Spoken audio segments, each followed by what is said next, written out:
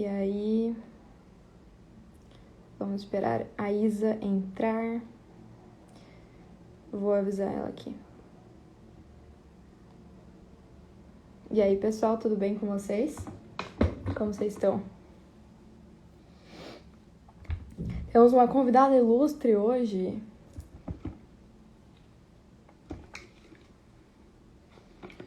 Eu nunca falei com vocês sozinha, assim, né?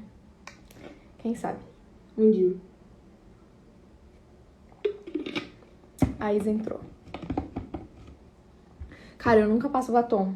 Odeio passar batom, mas hoje eu passei. Oi, Maria Paula. Deixa eu chamar a Isa aqui.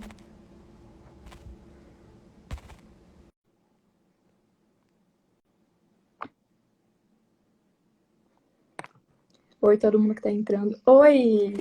Oiê! Tudo certo? Tá me vendo? Tô te vendo, te ouvindo bem também. Tá bom, fechou. Aproximou o teu rosto. Ai, peraí, é o filtro. Voltou? Voltou. Aí, pronto. Tudo certo? Então, bem-vindo. Bem-vindos todos. Temos uma convidada ilustre hoje. Esse assunto que a gente vai conversar hoje é um assunto muito importante, né? Porque eu tenho ficado bem assustada com a situação. Eu me formei ano passado. Então, faz um tempo que eu não tenho mais contato com esse tipo de situação, né? Mas ontem eu botei aquela caixinha perguntando as coisas absurdas que o pessoal já ouviu na sala de aula. E, cara, é cada coisa, eu não sei se tu viu, mas assim, é um nível. E não é só a propaganda política, mas é desinformação mesmo, sabe? É mentira, não é nem meia verdade ou, enfim, é mentira mesmo, descarada. E, enfim, para quem eu acho difícil alguém não conhecer a Isa, né? Mas para quem, para quem não conhece, eu peço que você se apresente rapidinho. Então, gente, sou a Isabela e tenho 14 anos, ainda estou na escola, né? Tô no nono ano, terminei o nono ano agora. E eu tenho também problemas, né? Assim como todo mundo. As pessoas, elas às vezes acreditam que eu não tenho doutrinação no meu colégio. E por isso que eu consigo ser de direita, que eu consigo falar de ser conservadora e tal. Mas a verdade é que não. Assim, eu recebi minhas apostilas essa semana do ensino médio. E aí eu sei que é muito engraçado que quando eu postei que tinha sido meu último dia no nono ano, uma amiga minha falou: Ai, você vai para o ensino médio agora. A Joana respondeu assim: Se prepara. Tipo assim, você vai ter, você vai ter muito problema lá com o professor. Eu falei, gente, mas a Joana é pessimista demais, que é isso? Peguei minhas apostilas. As apostilas dizem que Hayek, Mises, Bastiat e Rothbard são neoliberais. E Meu aí, Deus. assim, então você imagina, né? Disseram que eles não são liberais clássicos porque não tem como ser liberal clássico depois de certo ano da história. Aí eu fiquei assim, intrigada, porque recebi essa semana, eu já li todas as frentes de filosofia que eu queria ver. Cheguei na minha mãe e falei, mãe, tira de mim a vontade de levar os livros dos 4 autores para a professora. Tira de mim essa vontade, porque minha vontade é essa. Chegar lá, dar de presente para a professora, falar, olha isso aqui, deixa eu te mostrar, né? Porque, assim, é uma desinformação gritante a ponto de você olhar e falar assim, cara, não é possível que isso aqui seja feito dentro de uma instituição escolar, que era para ser educação. Assim, eu queria só pontuar mais uma coisa, de que não é só gente descarado, não. Doutrinação não acontece só quando o professor vai lá, militante petista, e grita na sala Lula livre, né? Só isso não, já tive desse também. Mas militância não é Sutil. só, assim, é no pequeno, é no mínimozinho. E essa vale muito mais do que a extravagante. Porque o que eu tenho de colega que acredita fielmente, piamente em professores que falam sutilmente essas coisas é gritante, é muitos. Mas quando a gente fala de falar abertamente, de gritar que é petista, não. As pessoas não acreditam naquilo, porque acham que é doido, né?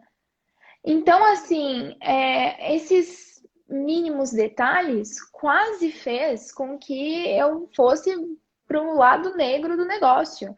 Eu estava falando com a Joana, um professor uma vez, que era para mim tido como um professor não militante, um professor que era super neutro, ele se dizia liberal. Falei, caramba, que isso? E ele nunca tinha falado de política abertamente na sala.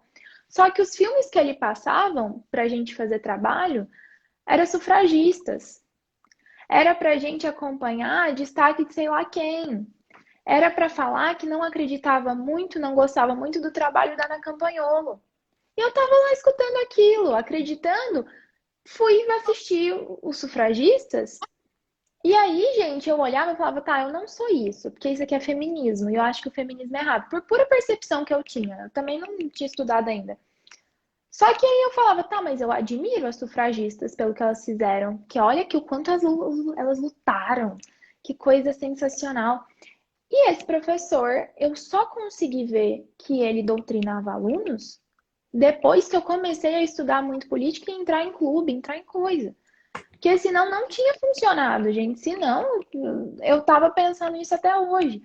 Então, assim, o que me irrita muito é nisso, sabe? É de ver os professores usarem isso e, às vezes, sem saber que estão doutrinando, mas doutrinam.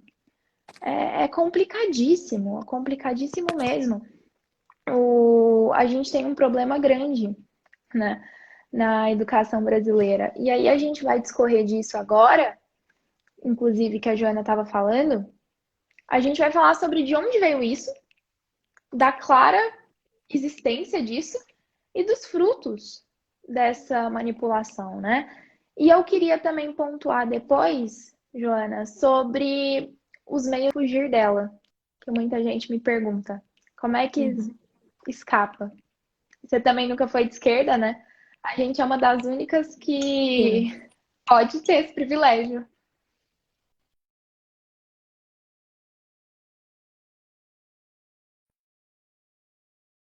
Eu não sei se é a internet. Tá travando para vocês, pessoal?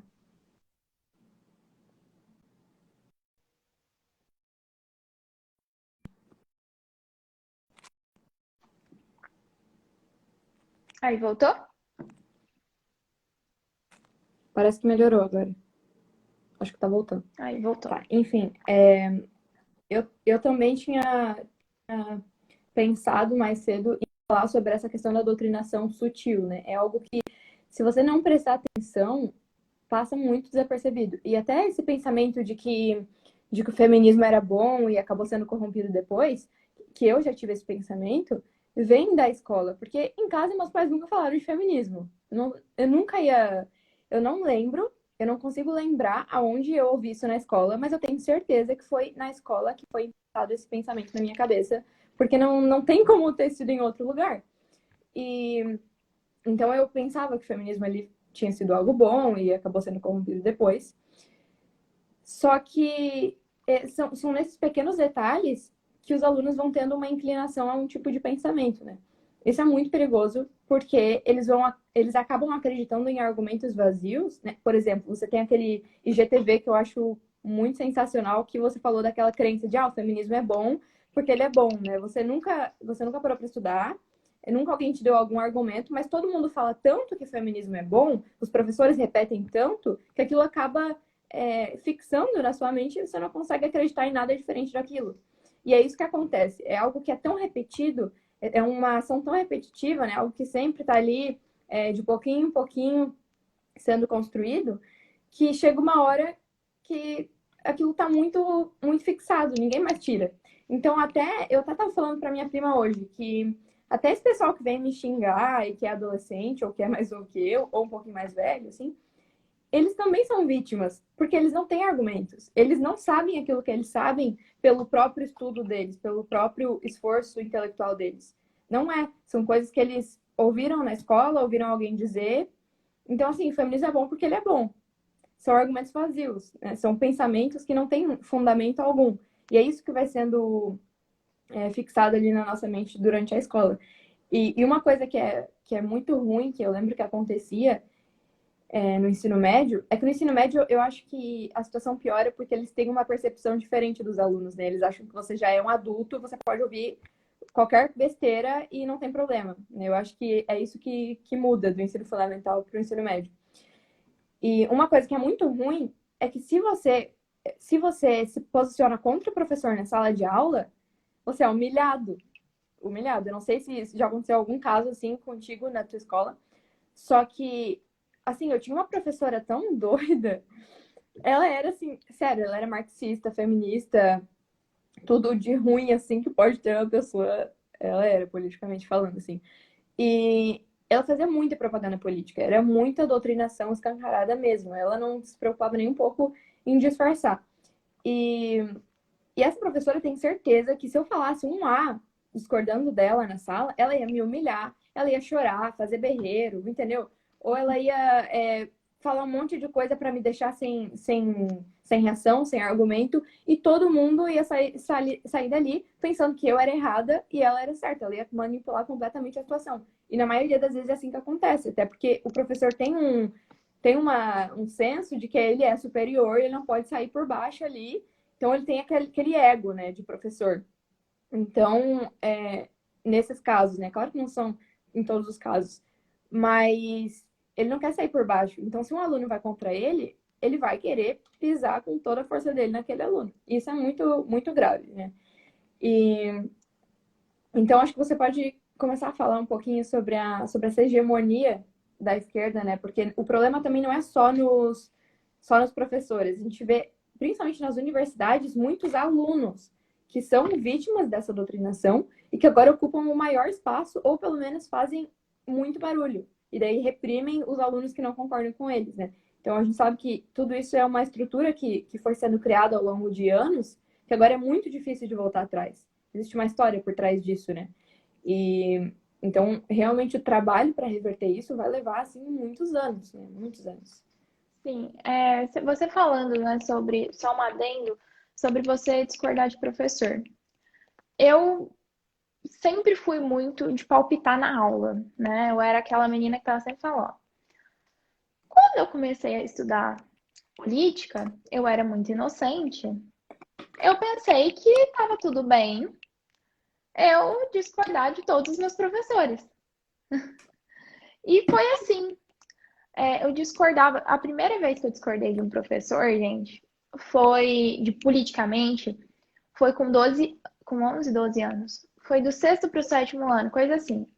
A Uhum. professora falando sobre cotas raciais, eu falei sei lá o quê. Sei que no final os meus colegas gostaram mais da minha argumentação do que a dela. Mas hoje em dia eu vejo que minha argumentação foi péssima, né? Que eu não tinha ideia do que eu estava falando, mas assim, consegui estruturar. Mas os meus amigos gostaram. Aí a gente entra num problema. O Olavo, né, o professor Olavo, ele fala o seguinte, que ou você tem que ficar calado e seguir tua vida, ou você tem que desmoralizar o professor. Aqui eu não estou dizendo para vocês serem contra a autoridade, eu não estou aqui dizendo para vocês serem contra a hierarquia, inclusive respeitem seus professores. Quando o professor fala sobre isso, ele fala sobre você olhar e lá tirar os argumentos do professor a ponto de que a sala concorde com você, não que ele mude de ideia. Porque quando a gente compra uma briga na frente de sala de aula, uma briga pública, a gente não está brigando com o professor para ele mudar de ideia, mas para os colegas mudarem. E aí Exatamente. vale a pena você olhar para quem está do seu lado. Eu hoje estou indo para uma sala que majoritariamente tem posicionamentos parecidos com o meu. Não era assim esse ano. Então, ano que vem eu vou poder discutir muito mais, não com o professor, mas até com os meus colegas, do que no ano passado, né? Porque eu tinha uma sala de aula que tinha claramente um pensamento de todo mundo tem que usar canudinho de metal. Esse era o pensamento da minha sala de aula. Eu já fui boicotada porque eu usava canudo de plástico, né? Então, assim, a gente tem que ver quem é o público. Porque se o público for majoritariamente favorável ao professor, eles não vão mudar de ideia. Não vão mudar assim. A gente não vai mudar a cabeça dessas pessoas, gente chegando e xingando. Primeira coisa. Isabela, você já chegou e xingou? Já, mas não digo para eu digo para vocês que não é a melhor opção, mas eu já fiz. Eu já fui na direção, já fui na coordenação, eu já falei com o próprio professor. Eu cheguei e falei assim, professor, eu acho que tá errado você falar disso aqui, porque isso aqui é um posicionamento político teu, não da sala inteira. Cheguei no professor e falei isso, né, separado. Já fui em direção falar sobre isso, já fiz tudo isso aí, já fiz barulho, continuo fazendo. Mas assim, eu não falo tanto na sala de aula quanto eu falava antes. As pessoas sabem meu posicionamento. E às vezes, por me verem no Instagram, só de ser eu, elas não vão concordar. Elas não querem. Elas não querem concordar comigo. Então eu vou indo de pouco em pouco. Eu vou chegando, pegando uma pessoa no WhatsApp, falando assim, ai, eu não acho isso aqui não. E assim indo, sabe? Mas não adianta. Eu falo para vocês hoje que o que mais vale para quem está indo para a escola, que não tem outra opção, é a seguinte: chega no teu colégio, o professor acabou de falar um negócio, você sabe que é errado, você sabe argumentar. Acabou, no intervalo da aula, você vai chegar nos colegas e falar: o que que você achou disso? Não, é porque na minha cabeça é isso e aquilo. Pronto. Você vai fazer isso. Você vai chegar no intervalo, no recreio, nessas oportunidades, na oportunidade que você tiver. Você vai desmoralizar aquele professor para o aluno. Para falar assim, olha, isso aqui tá errado, deixa eu te mostrar o porquê. Porque, assim, quando a gente fala de adolescentes conservadores, liberais, se você tem certeza do que você está defendendo, se você estuda o que você estuda e você quer levar isso para frente, a única possibilidade que a gente tem são duas. Ou você fazer homeschooling, ou você ser uma pessoa que vai mudar alguma coisa dentro do sistema de ensino. Que a gente não vai mudar o sistema, igual a Joana falou. Não adianta. Gente, o que a gente está vivenciando hoje é um negócio de décadas. Décadas. A gente não chegou assim sem querer. Não foi porque o Lula se elegeu. Ah, ele contribuiu, mas não foi uma coisinha só, porque senão se o Bolsonaro fosse eleito como foi, já teria resolvido. Não é o presidente, não é isso. São décadas de A direita dormiu. Ela dormiu na escola, na educação e na política, em tudo. Ela adormeceu, ela não queria. Ela entregou o país inteiro. E a gente precisa fazer essa autocrítica, senão a gente vai levar para lugar nenhum. Igual na eleição, nas eleições municipais. Então, assim, a gente entregou o país. E a gente entregou a educação. E agora a educação é uma das maiores vias que eles têm para continuarem no poder. Porque agora a direita começa a se reerguer. Como é que a gente faz para parar o gigante que está acordando? Usa a escola. Aí você pega dentro de escolas que são particulares, minha escola é uma das mais caras da cidade, e tem o quê? Colega comunista. Faz sentido ser comunista, como pai pagando tudo, como pai levando para a escola particular, como pai fazendo tudo, trabalhando pra cacete. Faz sentido a menina ser comunista? Não faz. Mas ela é uma defensora assídua disso. É lógico que é. Que ela nunca teve que se preocupar com nada. É lógico, ela vai o quê? Ela na cabeça dela, é isso que ela está fazendo, é preocupação social. Ela está preocupada com o mundo e ela é uma agente salvadora do mundo. Então, assim, o que acontece é isso. A gente chegou no que chegou depois de décadas e décadas de completo descuido, descaso, sabe? Quando a gente fala o que fazer para melhorar, cara, eu sigo muito uma lógica do Ítalo Marcilli. O Ítalo foi perguntado: como que eu posso mudar o mundo? Perguntaram para ele. Ele falou assim: case, seja fiel para sempre à sua esposa e tenha todos os filhos que Deus quiser que você tenha. Pronto, você mudou o mundo. Porque agora, olha aqui, Ítalo tem 6 filhos até o momento. Esses 6 filhos vão casar, né? Se todos casarem. Vão ter filhos. E aí, gente, vai indo. Porque você não vai mudar o mundo, mas você pode mudar a cabeça do seu filho, né? Você vai educar a criança. Então, assim, hoje em dia, a gente, para falar, como por exemplo, de homeschooling, para mim, a maior contracultura que existe no Brasil, que é contra toda a maluquice que está existindo hoje, é o homeschooling. Eu defendo essa tese. Estou dizendo que todo mundo tem que ser homeschooler? Não, também não sou.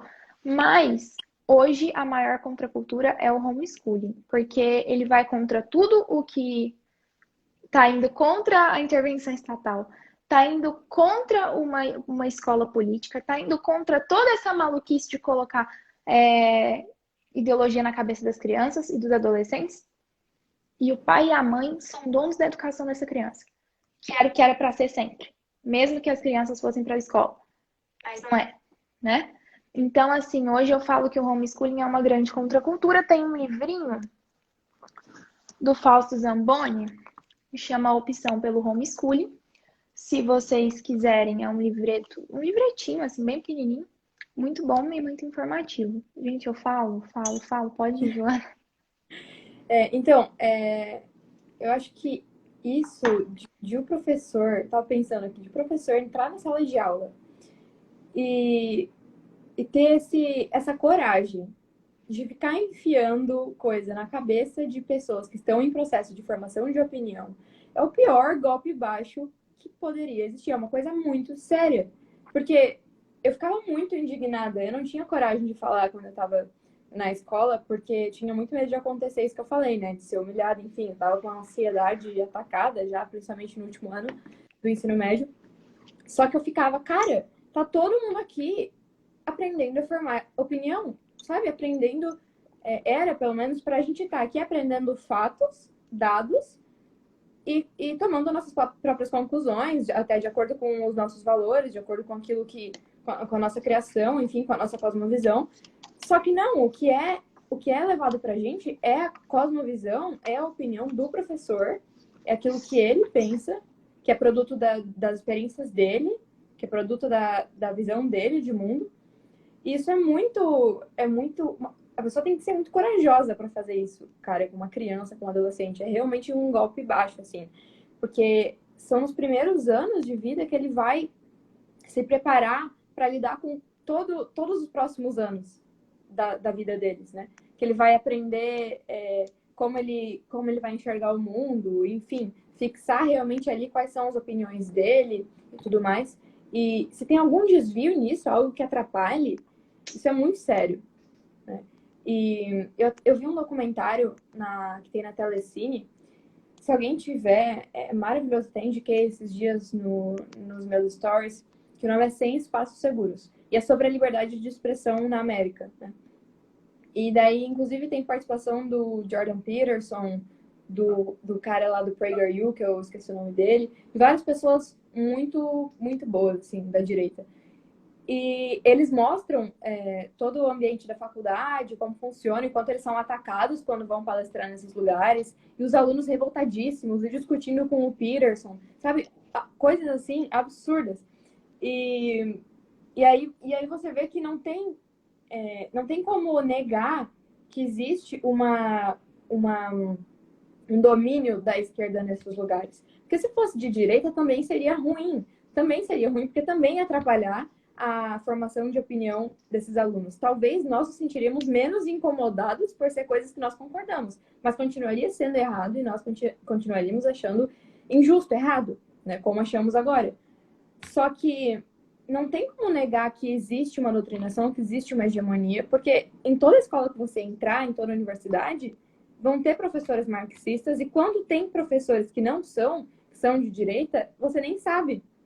A minha prima, que estudou na mesma escola que eu, tava falando de professores que eu tive que eram de direita. Eu não fazia ideia, porque eles não falavam nada, eles não falaram nada. Até porque se eles falassem, eles podiam muito bem também ser humilhados pelos próprios colegas de profissão lá dentro. Então, a esquerda é muito barulhenta. Então, mesmo que tenham pessoas dentro das escolas das universidades que não são do lado deles, as pessoas são reprimidas e não fazem o barulho que eles fazem. Então, eles acabam capturando, né, ali mais pessoas do que a direita, mais pessoas do que o outro lado, justamente por eles serem mais corajosos, né? Mais barulhentos. E, então, nesse documentário, eles mostram é engraçado porque quando eles entram na faculdade, precisa de um monte de segurança, um monte de pessoa protegendo e tal, para não dar nenhuma merda ali, para não dar pancadaria, porque o pessoal vai à loucura, porque eles sabem que o Jordan Peterson é de direita e coisa errada. E eles são só vítimas dessa doutrinação. Porque se você for perguntar para algum desses alunos por que ele pensa aquilo, ele provavelmente não sabe responder direito. Aquilo, na maioria das vezes, não é produto do estudo dele, é produto daquela mentalidade que vem sendo formada através do ensino, da educação, da propaganda política nas salas de aula, que o aluno acaba tendo esses pensamentos prontos, esses pensamentos formados aí que são passados de pessoa em pessoa. E é muito perigoso isso, até porque quando num ambiente a gente só tem um tipo de pensamento, uma ideia, né, um lado da história, não é possível encontrar novos horizontes, encontrar novas ideias. Somente num lugar onde existe uma discussão, existe discordância, existe a liberdade de expressão, a liberdade de discutir, de discordar, que novas ideias surgem, né? E como o Mises fala, elas iluminam a escuridão, né? E é somente num lugar assim, onde existem os dois lados ali, discutindo, debatendo, que as pessoas podem crescer e evoluir. A gente não vê isso atualmente no Brasil.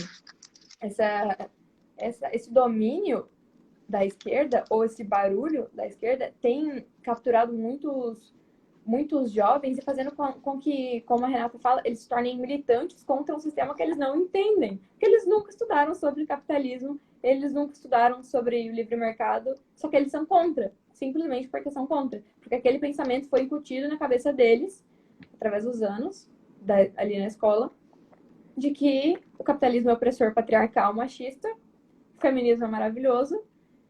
Então, a gravidade disso, na verdade, vai além do que a gente imagina, né?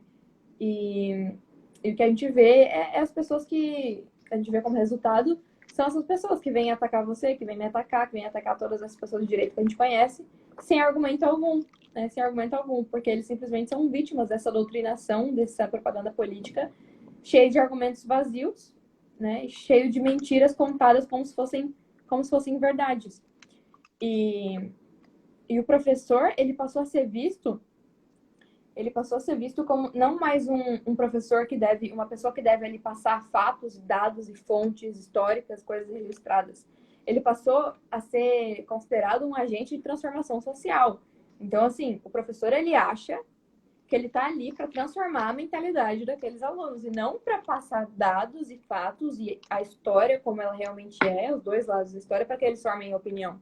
Não, eles são colocados ali hoje em dia como se eles fossem um agente de transformação social, como se eles estivessem ali para mudar a mentalidade das crianças. Isso não pode acontecer. Não pode. Elas estão ali justamente para receber dados e fatos e coisas que realmente aconteceram, que são completamente comprováveis. O que passar disso é um absurdo, é uma injustiça. Você está colocando algo na cabeça da criança que ela não pensou por si própria, que ela não teve como questionar, e que os pais também não têm como fazer nada, porque a partir do momento que o professor entra na sala de aula, ninguém mais controla o que ele fala, né? Ninguém mais controla. O professor entra ali, ele fala o que ele quiser, não tem nada que mostre que ele falou alguma besteira ou nada que pare ele de falar alguma besteira. Isso é muito, muito perigoso. Se os pais não tiverem de olho no que a criança aprende, tiverem ali em cima realmente para saber o que elas estão ouvindo na sala de aula, é uma coisa muito provável que dê merda, né? Então, assim, depois os pais não sabem como que os filhos se tornaram socialistas, se tornaram marxistas, se tornaram rebeldes ou frustrados, com raiva de gente rica. Mas foi exatamente por essa mentalidade que foi sendo colocada na cabeça deles aos pouquinhos, né? E os pais estavam desapercebidos, estavam desatentos. Sim, sim. O que acontece? Você acabou falando, né, sobre capitalismo e socialismo. Eu queria só falar, gente, uma coisa interessante. O sistema educacional brasileiro, ele se assemelha muito com o sistema educacional de ditaduras. Para quem não sabe, o Enem tá aí domingo, né? Eu quero ler um trecho do livro Contra a Escola, que esse livro aqui é o principal que eu quero que vocês leiam depois dessa live, tá, gente? É o seguinte: o ministro Von Stein chegou a abolir as escolas particulares. Instituiu-se um exame nacional e a certificação do Estado para todos os professores sob o controle de um sistema burocrático. Passou-se a exigir diploma para o exercício das profissões e para a entrada da universidade.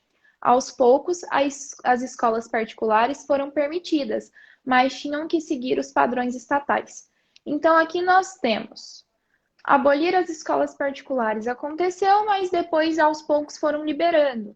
Com o quê? Com os padrões estatais. BNCC, padrões estatais, hoje no Brasil, a Base Nacional Comum Curricular, não permite que as escolas tenham praticamente uma decisão própria do que ter e não ter dentro de sala. Praticamente todas as escolas no Brasil, se forem seguir a regra da BNCC, tem que falar sobre gênero, sexo, identidade, ideologia de gênero e tem que questionar os padrões heteronormativos da sociedade, se você for seguir corretamente o padrãozinho. E aí também uma coisa interessante que a gente tem dentro desse sistema educacional que a gente tem hoje são professores querendo que os adolescentes tenham opinião para tudo. Eles querem ter opinião para absolutamente tudo. Quando a gente fala uma vez, né, um professor, eu agora posso falar à vontade dos casos de doutrinação que eu já saí do colégio. Uma vez um professor falou o seguinte: vamos estudar globalização. Então, peguem aqui o computador, pegue isso, pegue aquilo. E aí, nisso tudo, né? O professor falou, agora opinem sobre globalização. A gente nunca tinha estudado o tema. Era a primeira vez que nós estávamos tendo contato com isso. Primeira vez que eu já tinha ouvido falar do tema, mas assim, outros colegas não sabiam nem o que era. E aí, o que aconteceu? Um monte de gente se deu o direito de opinar sobre globalização, com 50 minutos de estudo. Quando eu vejo a apostila do ensino médio, gente, eles falam sobre a filosofia tomista em 2 páginas. Eles falam sobre filosofia tomista em 2 páginas. E eles querem que nós façamos textos dando nossa opinião sobre isso.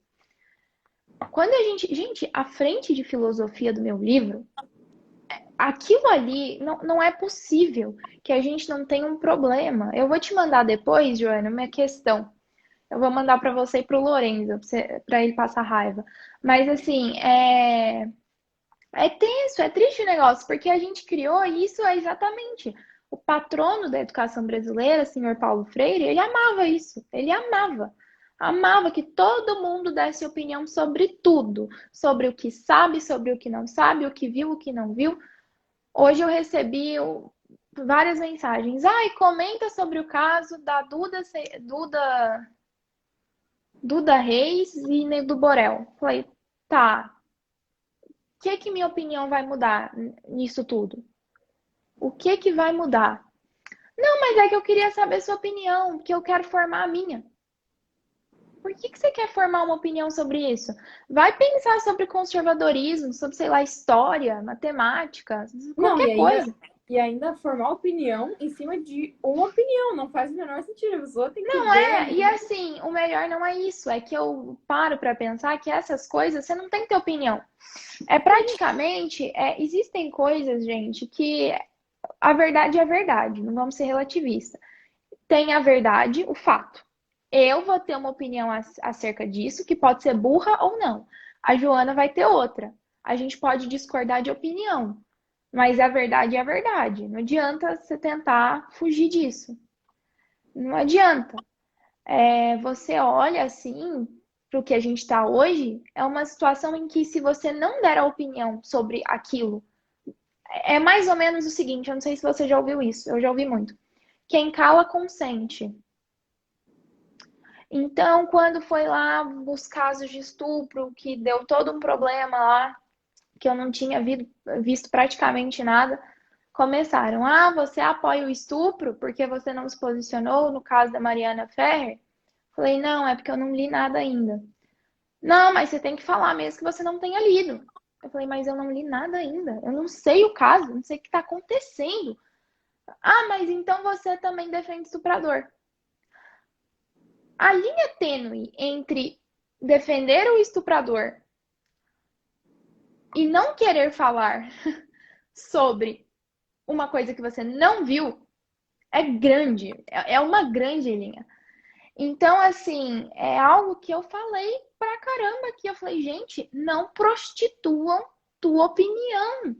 Nem tua opinião, nem tua personalidade, nem nada. Você tá prostituindo você praticamente. Quando você vai lá e fala assim: ah, eu vou colocar esse negócio aqui, não porque eu quero nos stories, mas porque eu preciso colocar, porque senão vão me criticar. Ah, mas se eu colocar isso, vão me criticar também. Vou fingir que sou de esquerda na frente dos meus colegas, na frente dos meus amigos, porque senão eles não vão gostar de mim. Gente, prostituir a personalidade é um preço alto demais para se pagar, já dizia Olavo de Carvalho. Não prostituam a personalidade de vocês, não prostituem a opinião de vocês. Gente, o Instagram é seu, você faz o que você quiser. Quando alguém chegar a olhar para você e falar assim: ai, você tem que falar sobre isso porque quem cala consente. Bloqueia esse ser humano, porque que coisa idiota. Aí a gente vê isso na escola, porque se você não pode nem se calar, você não pode nem deixar de falar, porque você tem que entregar a redação na sexta-feira, você tem que entregar a redação na semana que vem. Então, eu falo para vocês, tem coisa ali que eu olho e falo, tem vezes que eu faço uma redação e falo: cara, triste eu, Isabela, de 14 anos, não entendo de nada, baita ignorante no assunto, fazer uma redação sobre isso. Isso aqui seria tipo e seria abominado na Grécia Antiga. E aí a gente olha hoje, se não fizer, não faz. Se você, assim, sabe? Se você não fizer, você tira zero. Você tem que fazer, você tem que ter uma opinião. Aí o que que acontece? Eles escondem isso com senso crítico.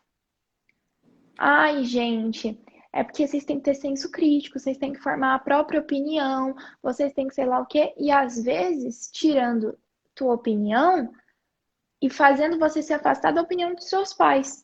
Tô dizendo que você tem que ter a opinião dos seus pais? Não. Estou dizendo que muitas vezes eles querem que você fuja da opinião dos seus pais. Joana, tem uma história muito interessante. Essa professora não é mais da minha escola, ela foi demitida. Eu até te falei, era aquela mulher que eu te falei. Uhum. Ela falou aquilo, mas assim, ela chegou numa menina e falou a seguinte coisa: o corpo é seu, você tem o direito de transar com outros garotos. E os seus pais não podem mudar isso, porque o corpo é seu, não do seu pai. Então, se você sentir vontade, faça. A menina tinha 13 anos. Aí o que aconteceu? Uma outra menina ouviu, contou para a coordenação contou para a direção foi lá e demitiu a mulher. Mas eu quero contar para vocês uma coisa, que eu quero, assim, eu não estou defendendo escola nem direção aqui, mas eu queria contar uma coisa muito interessante que uma professora, que a diretora me contou. Ela falou: Isabela, eu já recebi as críticas dessa professora. Eu já li tua carta aqui. Eu não consigo demitir essa professora. Eu falei: por quê? Você é a diretora? Aí ela falou o seguinte: tem um sindicato dos professores e essa professora faz parte. Se eu demiti-la, ela tem direito de entrar na minha escola a qualquer momento e eu tenho que pagar 2 anos de salário para ela. Meu Gente, é Deus. isso. É isso. A minha diretora, ela não pode demitir essa professora, porque a professora chegou num cargo do sindicato que ela não pode ser demitida. Ela, a minha diretora, tá pagando até hoje essa mulher que foi demitida porque falou do sexo pra menina. Pagando salário até hoje. Porque não dá, você tem 2 anos de salário. Agora você imagina, tem Meu como Deus. você tirar todos os professores que doutrinam, que fazem tudo isso? pagando 2 anos de salário e tendo outro professor lá, você não vai aguentar, a tua escola vai falir. Vai ser isso, assim, sabe? Quando eu olhei para aquilo, quando ela me contou aquilo, eu duvidei. E aí lá fui eu procurar sindicato, procurar coisa, ver se era verdade. Gente, era. Não sei se são em todos os estados. Em Goiás funciona assim. E aí é isso. É assim, é complicado. A minha diretora falou, cara, tem vez que eles querem mudar na escola, querem mandar na escola. Querem chegar aqui e falar, olha, você não vai fazer isso não. Porque senão eu vou denunciar pro sindicato. Vocês acreditam numa coisa dessa, gente? Quando a gente fala de sindicato, né? Eu sempre ouvi a Renata falando, e ela falava, gente, isso aqui não presta. Eu falava, gente, mas o que que é? Tá lá, né? Só de lado. Gente, isso é um câncer da sociedade. Vai acabar com a gente. Eu penso o que passa uma diretora de colégio hoje em dia. Eu penso que passa uma diretora de colégio. Ela não pode demitir. Ela não pode. Aí a professora, ela pode, né? Poder pode, só que ela vai ter que pagar 2 anos de salário e a professora pode entrar na escola a hora que quiser. Ela tem esse direito, mesmo sendo demitida. Então, assim, gente, não estou aqui passando pano para ninguém. Eu estou dizendo que até as escolas se encontram com um problema. Elas se encontram como um problema. Tá falando aqui, não é bem assim também. Sou professora e sei como é o negócio. Então, o que que acontece? A diretora, ela me mostrou todos os papéis e mostrou a filiação da mulher no negócio. Ela mostrou lá, mostrou a filiação no sindicato, sei lá o que que era, mas realmente não dava. Não sei se todos são assim, mas é isso. Essa foi a situação, eu vi com os meus próprios olhos. E a professora me mostrou, a diretora me mostrou que ela estava pagando, que tem a folha lá de pagamento dela pagando até hoje a professora que foi demitida. Meu Deus, que absurdo, cara. Que absurdo. Nesse livro aqui, ó, Abolição do Homem, do C.S. Lewis, até foi bem oportuno que tu tocou no assunto do que a professora disse para a menina, porque ele fala, antes de ler, eu não sabia que o livro se tratava sobre isso, mas ele acaba falando muito sobre a doutrinação, mas ele não usa essa palavra, então é até difícil de você se tocar que é disso que ele está falando ali. Mas ele fala bastante sobre isso. E ele fala sobre como dentro das escolas acontece o assassinato, né, devagarzinho ali, passo por passo, dos sentimentos, da parte emocional e da moral.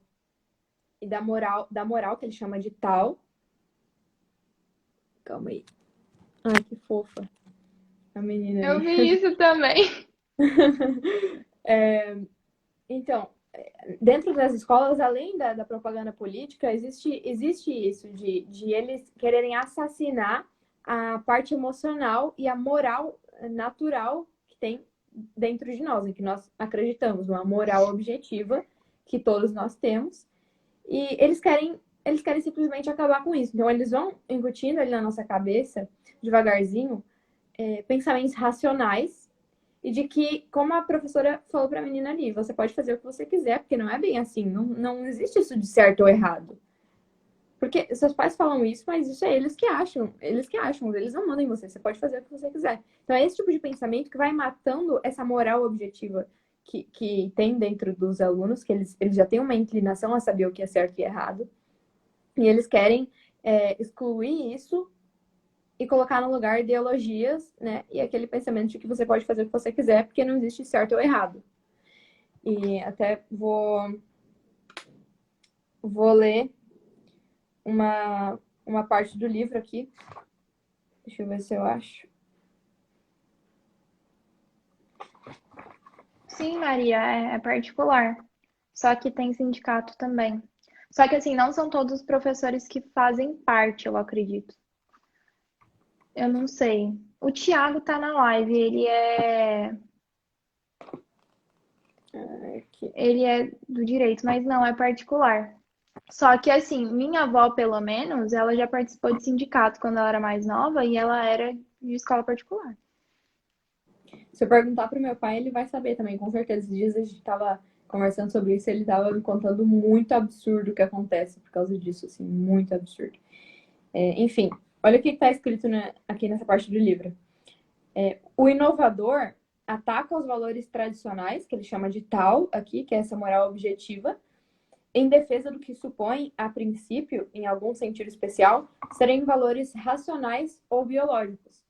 Então, ele substitui esse pensamento da moral objetiva, daquilo que a gente sabe que é belo, ou que é feio, ou que é certo, ou que é errado, por uma ideologia que prega outra moral, outro tipo de pensamento. Então, por exemplo, matar o bebê no ventre da mãe não é errado, mas matar uma tartaruga bebê é errado. Esse tipo de coisa, entende? Eles vão matando a moral que existe dentro da criança, do adolescente, essa parte emocional que a pessoa tem essa inclinação, né, natural, e vão colocando esse tipo de pensamento, esses outros princípios, esses outros valores que eles criaram a partir dessa ideologia deles. Então, às vezes, não é só um pensamento exclusivamente político, algo assim, relacionado ao socialismo, mas é algo nesse sentido de querer dizer que a beleza é relativa, a verdade é relativa, que não existe a moral, né? Esse tipo de coisa. Isso também é muito, muito presente. Então, também fica a indicação desse livro aqui, porque ele é muito bom mesmo. Joana, assim, falta 6 minutos, né? Porque eu sei que a gente começou um pouco mais tarde, mas agora também tem live dos meninos, 9 horas. Tem live do Gabriel e do Thiago, né? Se não me engano. É verdade. É verdade. Então a Não, mas gente vai tentar terminar até 9 horas. eu acho que a gente já falou Hã? tudo que tinha pra falar, né? Exato. Gente, sobre esse negócio de sindicato, eu ainda tenho que estudar isso. Mas assim, vamos lá, deixa eu só responder isso aqui. Pelo menos se pudesse processar a professora já seria bom. Processar pode. Alguns ganham, outros perdem. Você vai na sorte, né? Mas pode processar. A Ana Campagnolo, ela já mostrou um que ganhou cento e poucos mil reais em cima da professora, uma menina, ela novinha. E aí a mãe entrou na justiça. Entrar na justiça pode, só que assim hoje é muito difícil, porque é praticamente assessorado pela lei. Porque o professor vai se escorar na BNCC, vai ter sindicato e tal. E aí teve outra pessoa que falou assim: meu professor foi expulso da escola porque era de direita. O que acontece, gente? Nunca tive um caso desse, graças a Deus, mas assim, esses professores de direita praticamente não estão no sindicato. Em tempos normais, não são todos os professores que não podem ser demitidos, não são todos os professores que estão no sindicato, né? Tem até um professor aqui que tem quase certeza que não está no sindicato. Então, assim, os meus professores, quase nenhum está, é assim, um ou dois. E eles não são do sindicato igual assim, professor, só professor. Eles têm um papel lá, por isso que eles não podem ser demitidos. Mas assim, é isso que eu falo, sabe? Da gente tomar cuidado também do outro lado. Quando a gente fala de demitir, de expulsar e tal, já demitiram de direita, né? Eles podem demitir. O correto seria isso, poder demitir de direita e de esquerda. Mas assim, enfim. Deixa É... eu ter uma pergunta aqui. Sindicatos não servem pra porra nenhuma. Vai por mim. Eu digo isso porque na hora de reclamar por aumento de salário é complicado. O Tiago respondeu aqui, ó, que vale tanto para particular quanto pública e que é a lei trabalhista. Na verdade. Eita, Brasil! Ai, nem me fale. Uma menina perguntou ali nas perguntas o que nós achamos da educação clássica e homeschooling como ferramenta vital para demolir o sistema. Então, é aquele negócio, demolir o sistema é algo que vai durar provavelmente gerações. É uma Exato. estrutura tão bem formada que não tem como demolir o sistema, mas com certeza são ferramentas que a gente deve usar, né? Porque é o que a gente tem para recorrer. Sim, sim. São baita ferramentas, né? Então, assim, eu acho que hoje em dia a situação é a seguinte: tem três possibilidades. Fazer homeschooling, entrar numa escola conservadora, hoje no Brasil não existem, praticamente, ou três. Todos os dias você vai chegar no seu filho, se você for aluno, você vai estudar todos os dias tudo que o Pra professor pessoa. falou, você vai estudar por outras fontes. E se você é pai, você vai chegar todos os dias, quando seu filho chegar na escola, falar o que o professor de história falou. Teve algum professor que falou sobre tal coisa, tal coisa, tal coisa? Você tem que estar lá, gente. Você é pai e mãe.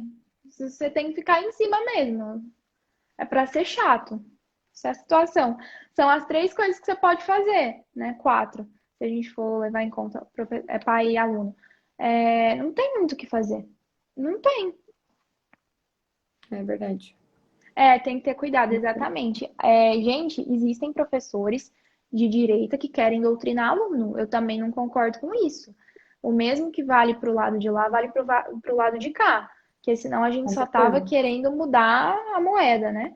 Não é isso. Então, assim, a gente não pode jogar no mesmo lado da moeda que eles. Então, concordo exatamente com o que você disse, tem que ter muito cuidado. Então é isso. Acho que a gente falou tudo que precisava falar. E a gente pode encerrar a live agora, quase 9 horas, 2 minutinhos para as 9. E muito obrigada, Isa, por ter aceitado o convite. Na verdade, um consenso, né? Eu nem precisei convidar, enfim. Vamos marcar outras lives. Já temos ideias de outros temas aí. E é isso. Obrigada, pessoal, todo mundo que Gente, e live dos meninos agora. Eu acho é que é no perfil verdade. do Gabriel, né? G. Então, Jacob.